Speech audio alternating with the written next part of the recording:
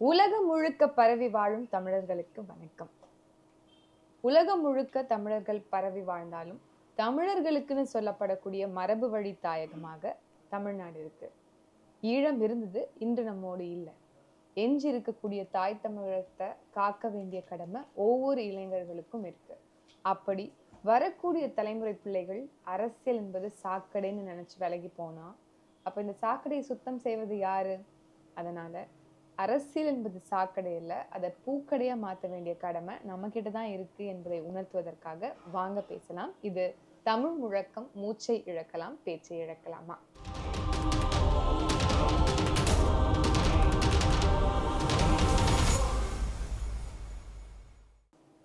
வணக்கம். வணக்கம்.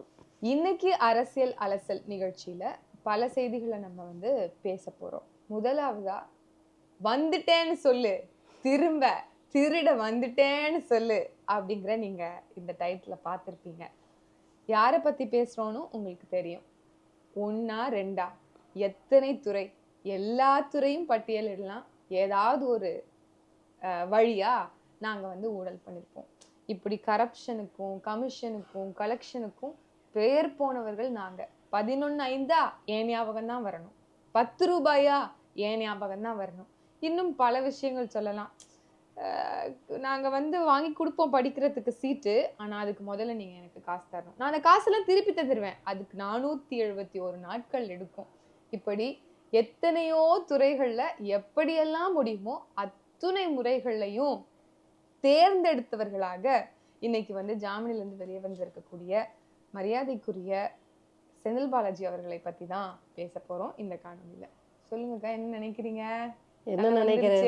வெளிய இல்ல, அதாவது அவர் வந்ததெல்லாம் செய்தி கிடையாது.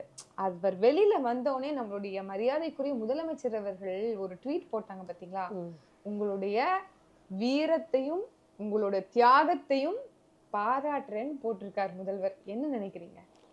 இந்த தியாகம் வீரம் இதெல்லாம் பற்றி பேசும்போது எனக்கு என்ன தோணுதுன்னா, பஸ்லலாம் இந்த பிக் பாக்கெட்காரங்க எவ்வளோ வீரமாக செயல்படுவாங்க.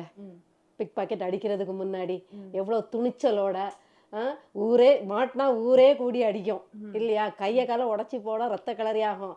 ஆனாலும் தன்னை இழந்தாலும் பரவாயில்லன்னு பிக் பாக்கெட் அடிக்கக்கூடிய பிக் பாக்கெட்டுக்காரனோட துணிவை நம்ம பாராட்டி தான் ஆகணும். அதே மாதிரி எல்லாரும் தூங்குனதுக்கு அப்புறம் நைஸாக வீட்டுக்குள்ளே புகுந்து பீரோவை லாகவமாக திறந்து புட்டை உடச்சி இங்கேயும் மாட்டினா கிட்னி சட்னி ஆயிரும் தெரிஞ்சோம் திருடிட்டு போகிறான் இல்லையா? அந்த திருடனோட துணிச்சலை பாராட்டணும் அப்படின்ட்டு எனக்கு ஒரு ஆசை. இதை விட முதல்வர் ஐயா ஒன்று கூட பண்ணலாம். என்னன்னா, இந்த துணிச்சலெல்லாம் இங்கே பாராட்டுறதுக்கு பதிலாக அதுக்கு முன்னாடியே ஜெயிலில் இருக்கக்கூடிய ஊழல் குற்றவாளிகள், லஞ்ச குற்றவாளிகள், பிக் பாக்கெட்காரர்கள், திருடர்கள் எல்லாருடைய துணிச்சலையும் வீரத்தையும் பாராட்டினார்னா அது ஒரு சமூக நீதியா இருக்கும்னு பார்க்கலாம். திராவிட அரசுக்கே பெருமைன்னு நம்ம பார்க்கலாம். இது என்ன நம்ம பார்க்கிறோம் அப்படின்னா, இங்க எப்படி வடநாட்டுல எந்த கொம்பனாலும் என் ஆட்சியை குறை சொல்ல முடியாதுங்கிற அளவுக்கு ஒரு ஆட்சியை நடத்துறாரோ மரியாதைக்குரிய நம்மளுடைய நாட்டின் பிரதம மந்திரி ஐயா மோடி அவர்கள், அதே போன்று என்னோட ஆட்சி எந்த கொம்பனாலையும் எதுவும் சொல்ல முடியாது, குறை சொல்ல முடியாதுன்னு சொல்லக்கூடிய மரியாதைக்குரிய ஐயா ஸ்டாலின் அவர்களுடைய ஆட்சியிலும் என்ன ஒற்றுமை நம்ம பார்க்கணும். இவங்க கட்சியிலையும் யாரெல்லாம் குற்றம் செய்யறாங்களோ, எந்தெந்த துறைகள்ல எந்தெந்த கட்சியில இருக்கும்போது எந்தெந்த MP MLAஸ்கள் அதிகாரத்துக்கு வந்ததுக்கு பிறகு ஊழல்வாதிகளா மாறுறாங்களோ, அவங்க தங்களுடைய கட்சிக்கு வந்தோடனே washing powder Nirma, washing powder Nirma, அந்த மாதிரி washing powder Modi, washing powder Stalin, புதிய அவங்களுக்கு ஒரு புதுப்பிச்சு வெள்ளை அடிச்சு அவங்களை என்ன சொல்றது, மீண்டும் ஒரு மறுமலர்ச்சி அவர்களுக்கு கொடுத்து அவர்களை இன்னும் சிறப்பா நீங்க செயல்படுங்க. இதுல அடிக்கிறதுல, ஆமா, கொலை அடிக்கிறதுல, இந்த மாதிரி கரப்ட் பண்றதுல, கமிஷன் அடிக்கிறதுல, கலெக்ட் பண்றதுல சிறப்பா செயல்படுங்கிறது.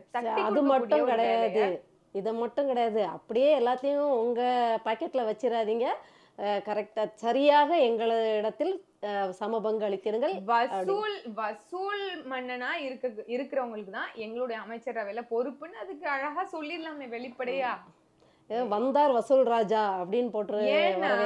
ஏன் அப்படி சொல்றேன்னா, நம்மளுடைய மரியாதைக்குரிய அண்ணன் உதயநிதி ஸ்டாலின் அவர்களுக்கு துணை முதலமைச்சர் இவருக்காக தான் வெயிட் பண்ணிருக்குன்னா பாத்துக்கோங்க அந்த பதவியை. ஏன் இவரு இவர் வந்து வந்ததுக்கு நிக்கணும், அப்புறம் தான் இவர் அப்பதான் வந்ததுக்கு காலகட்டம். அப்புறம் தான் அந்த சிறப்பான செயல்களை நாங்கள் செய்வோம் அப்படின்னு வந்து இவர்கள் வந்து உறுதிமொழி எடுத்திருக்காங்க போல இருக்கு. இப்படியாக இவர்கள் செய்வதை பார்க்கும்போது என்ன அப்படின்னா, நாட்டுல எவ்வளவோ சிக்கல் இருக்கு. இந்த ஊடகம் எதை கொண்டு போய் மக்கள் கிட்ட சேர்க்குது அப்படிங்கிற ஒரு பார்வை இருக்குல்ல, எதை பரபரப்பு செய்து மக்கள் கிட்ட காட்டணும் அப்படிங்கிற ஒரு விஷயம் இருக்குல்ல, எல்லா பிரச்சனைகளுக்கும் ஒரே தீர்வு அதிகாரம்ங்கிறாங்க அம்பேத்கர் அவர்கள். ஆட்சி அதிகாரம் ஒன்றே அனைத்து துன்பப் பூட்டுகளுக்கும் சாவி திறவுகோல் அப்படிங்கிறாரு. ஆனா இங்க மக்கள் படக்கூடிய ஒவ்வொரு அவதிகளும் நாளுக்கு நாள் கிடப்புல இருக்கு. அது நீண்ட துயராக தொடர்கதையாக போய்கிட்டே இருக்கு. இன்னைக்கு பாருங்க, லட்டு விவகாரத்தை எடுத்துக்கோங்க, பன் விவகாரத்தை எடுத்துக்கோங்க, இல்ல இந்த பஞ்சாமிர்த விவகாரத்தை எடுத்துக்கோங்க, இப்ப லேட்டஸ்டா வந்து லிப்ஸ்டிக் விவகாரத்தை எடுத்துக்கோங்க. இதெல்லாம் செய்திகளாகவே ஊடகங்கள் வந்து நமக்கு கொண்டு வந்து சேர்க்குதே தவிர்த்து, அதை அதிகாரத்துல இருக்கக்கூடிய வர்க்கம் அதை சரி செய்யணும் அப்படின்னு நினைச்சா ஒரு நொடி தீர்வு தானே அதுக்கெல்லாம். இதுதான் பிரச்சனை.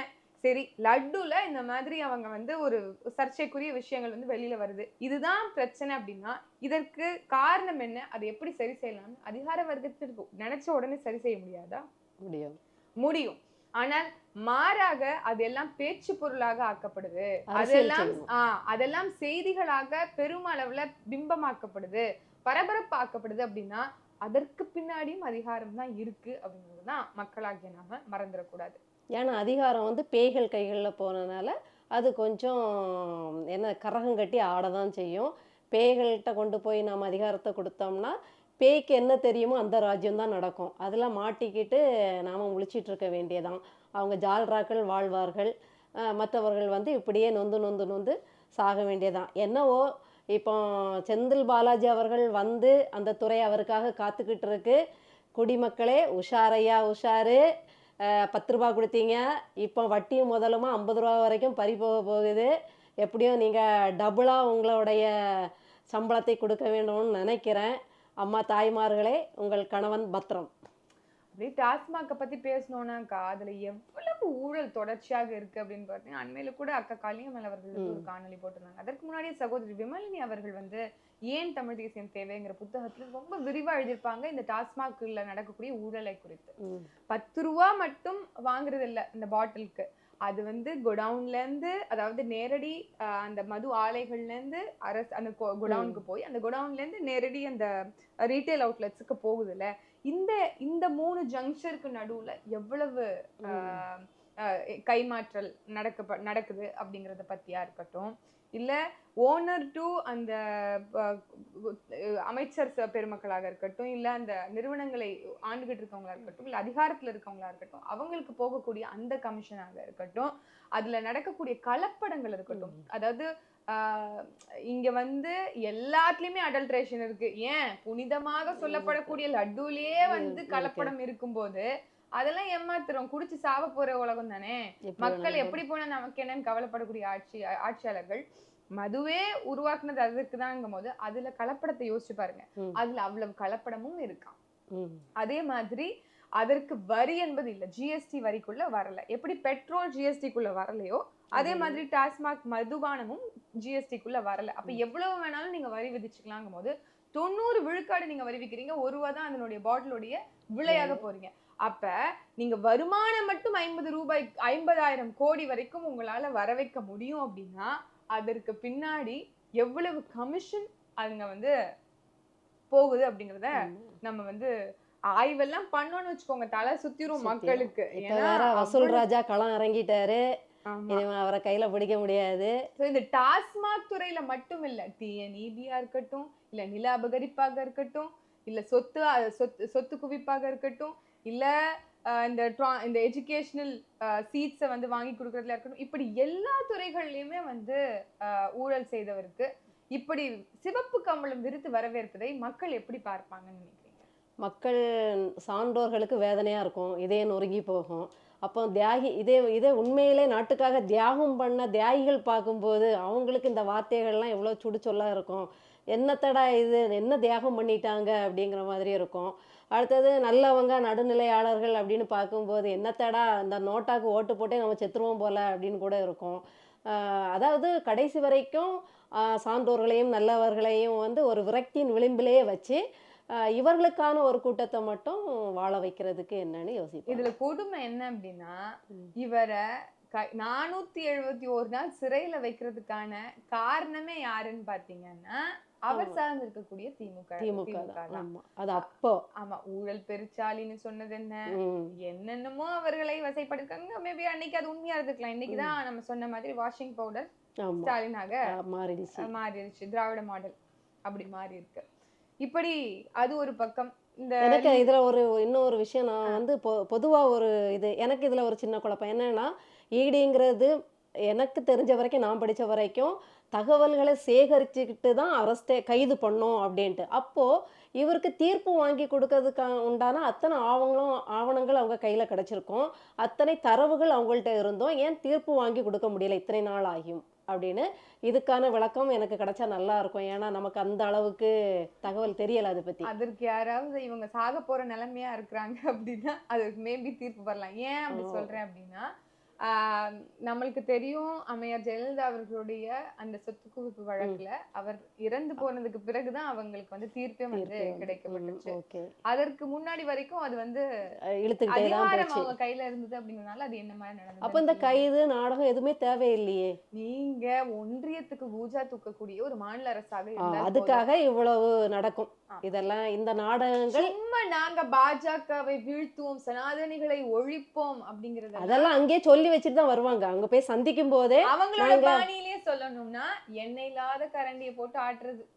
அதான் அவங்க மோடி ஐயா அவர்களே சந்திக்கும் போதே சொல்லிட்டு வருவாங்க, ஐயா நாங்க அங்க இன்னென்ன வார்த்தைகளை பேசுவோம், நீங்க கொஞ்சம் கண்டுக்காம இருங்க. அது சும்மா நாங்க வந்து எங்கள் தமிழக மக்களை கூமுட்டையாக்குறதுக்காக முட்டையை காட்டி செய்யற வேலைகள். அதனால அதெல்லாம் கொஞ்சம் பெருசா எடுத்துக்காதீங்க, மற்றபடி நாங்க தான் உங்களுக்கு எல்லாமே அப்படின்னு சொல்லிட்டு தான் வருவாங்க. சரி, நீங்க இன்னைக்கு லிப்ஸ்டிக் போடலையா? நான் எப்பவும் போடுறது இல்ல சகோதரர். லைட்டா உங்களுக்கு அதிகமா வைக்காதீங்கன்னு சொன்னேன்ல, எனக்கு கொஞ்சம் அதிகமா வைங்கன்னு சொன்னேன். என்ன லிப்ஸ்டிக் போடுறது இல்லப்பா. நான் லிப்ஸ்டிக் போடுவேன், நீங்க ஆனா போடக்கூடாது. ஏன்? எனக்கு அது பிடிக்காது. உங்களுக்கு பிடிக்காதுன்னா நான் ஏன்ப்பா போடக்கூடாது? உங்களுக்கு பிடிக்காதுன்னா நீங்க போடாதீங்க. எனக்கு பிடிக்காதுன்னா நீங்க போடக்கூடாதுக்கா. அப்படியா? எனக்கே பிடிக்காம தான் போடாம இருக்கு, அது வேற விஷயம். இப்படி எல்லாம் சொல்லக்கூடாது. ஏன்? அது எப்படி? நானும் மனுஷி, நீங்களும் மனுஷி, எனக்கும் ஆசை இருக்கு, நினைப்பு இருக்கு, உரிமை இருக்கு. அப்படிலாம் நாங்க எங்க ஆட்சியாளர்கள் அப்படிலாம் எங்களை வழி நடத்தல. அப்படிலாம் நாங்க எங்களுக்கு சொல்லி கொடுக்கல. அதாவது அந்த காலத்துலதான் நம்மளுக்கு தெரியும் பண்ணையார்த்தனம் இருக்கும் அப்படின்னு சொல்லிட்டு, அதுக்கப்புறம் கூட சாதிய வேறுபாடுகள் அப்படியெல்லாம் இருக்கு அப்படின்னு சொல்லுவாங்க. அப்புறம் வர்க்க வேறுபாடுகள். இது என்ன மாதிரி வேறுபாடுன்னே தெரியலையே. அழகு வேறுபாடா? அதாவது இந்த பக்கம் வந்து ரேஷியல் டிஸ்கிரிமினேஷன் இருக்கும், கருப்பு வெள்ளை அப்படிங்கிற இந்த பாகுபாடு வேறுபாடு இருக்கும். ஆனா மரியாதைக்குரிய சென்னையின் மேயர் மரியாதைக்குரிய பிரியா அவர்கள் வந்து என்ன பண்ணிருக்காங்கன்னா, தபேதர் அவர்கள் அவங்களுக்கு ஈக்குவலா வந்து லிப்ஸ்டிக் போடுறதுனால நீங்க அப்பெல்லாம் லிப்ஸ்டிக் போடக்கூடாது, இப்படி சொல்லிக்கிட்டே இருக்க, நீங்க கேட்கவே மாட்டீங்க அப்படின்னு சொல்லி நீங்க வேற இடத்துக்கு போங்க மண்ணலி தள்ளி விட்டாங்க. என் தபேதார் அவங்க வேலையை பார்க்க வேண்டியதானே? எதுக்கு பிரியா மேமுக்கு போய், பிரியா மேயர் அவர்களுக்கு போய் லிப்ஸ்டிக்கை போட்டு விட்டுட்டு இருந்தாங்க? நீங்க பிரியா மேயருக்கு லிப்ஸ்டிக் போட்டு விட்டாங்கன்னு நினைச்சீங்களா? நீங்க வேற.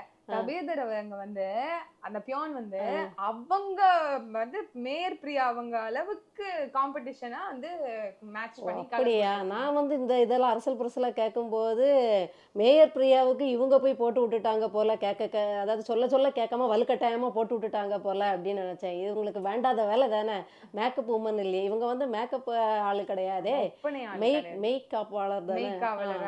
அப்படி இருந்துகிட்டு எதுக்கு வந்து இவங்க லிப்ஸ்டிக்கை போட்டுட்டு போனாங்க, எடுத்துட்டு போய் அவங்க. நீங்களும் அது தவறுன்னு சொல்றீங்களா? அவங்களுக்கு ஈக்குவலா நாங்க லிப்ஸ்டிக் எல்லாம் போடக்கூடாது? அது என்ன லிப்ஸ்டிக் எல்லாரும் போட வேண்டிய? எல்லாரும் போடலாம். எப்ப புரோட்டோகால் இருக்கா? புரோட்டோகால் படி எனக்கு அதை பத்தி கவலை இல்ல. பரோட்டோகால் இருந்தா கண்டிப்பா போடக்கூடாது.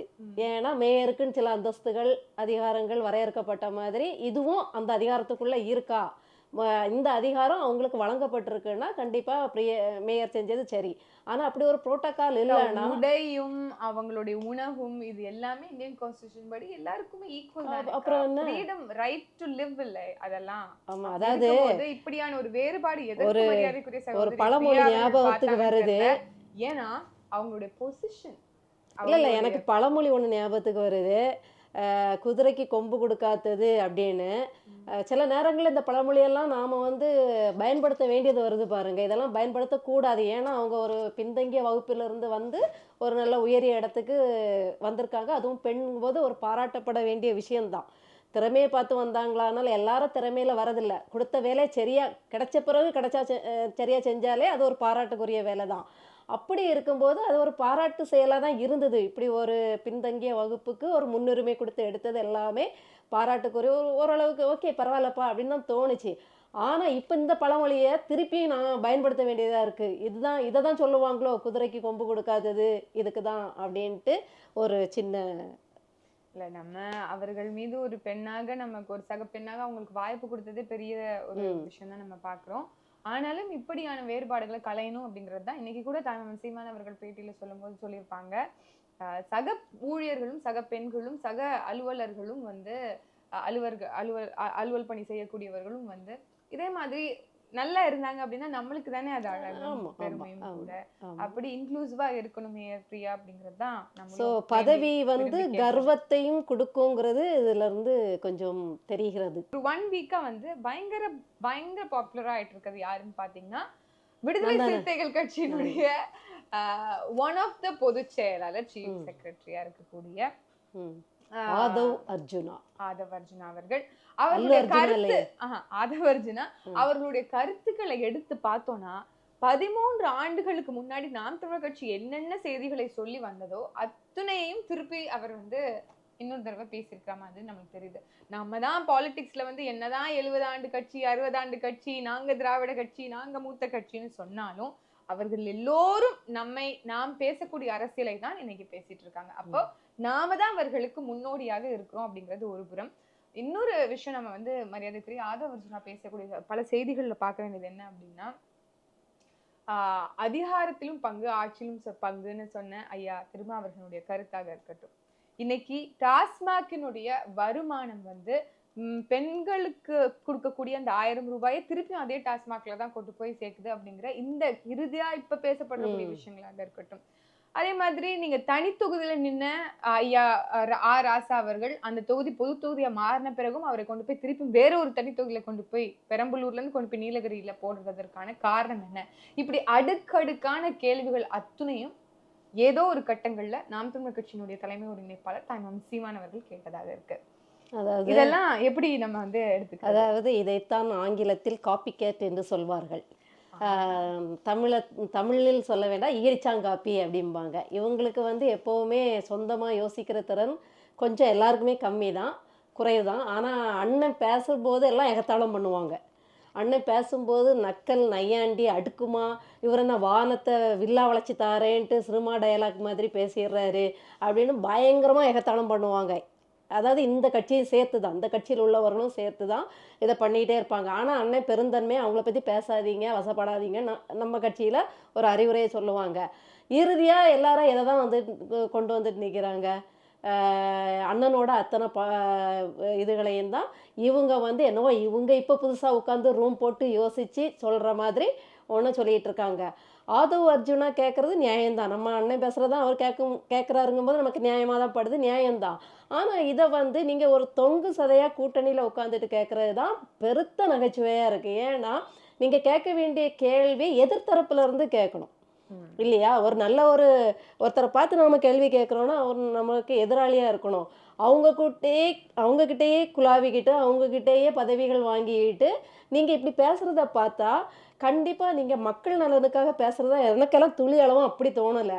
எனக்கு ஒரு மறைமுக அச்சுறுத்தலாக தான். அதாவது திமுகவுக்கு விடுக்கின்ற விண்ணப்பம் வந்து பணிவாக கேட்குறத விடுத்துட்டு நாங்கள் யாராக்கும் தெரியுமா அப்படின்னு கேட்குற மாதிரி ஒரு இன்டர்வியூல தான் மரியாதைக்குரிய ரங்கராஜ் பாண்டே அப்படின்னு சொன்னார். அவரோட வேல்யூ கூட்டிக்கிறதுக்கு தான் வேற என்ன அப்படின்னு. அதுதான் மார்க்கெட் வேல்யூ கூட்டிக்கிறதுக்கு தான் அப்படின்னு சொல்லி. இப்போ இப்படி நோண்ட சீட்டு பேரங்கள் கூடும், பெட்டியோட மதிப்பு கூடும், பெட்டியில் அடுக்கப்படும் பணத்தின் மதிப்பு கூடும், அமைச்சரவையில் பங்கு கிடைக்கலாம், ஏன் துணை முதலமைச்சர் ஆனாதான் உண்டு அடுத்த கூட்டணி அப்படிங்கிறது. இது வந்து அவங்க கேட்டு பெறதை விட தானாக பழுக்கணும். நம்ம முதலமைச்சர் சொன்னார் இல்லையா, வலுக்கணும் பழுக்கணும், அதுதான் விசிகாவும் வலுக்குது, அது தானாக பழுக்கும் அப்படிங்கிற ஒரு எண்ணத்தில் கேட்டுக்கிட்டு இருக்காங்க.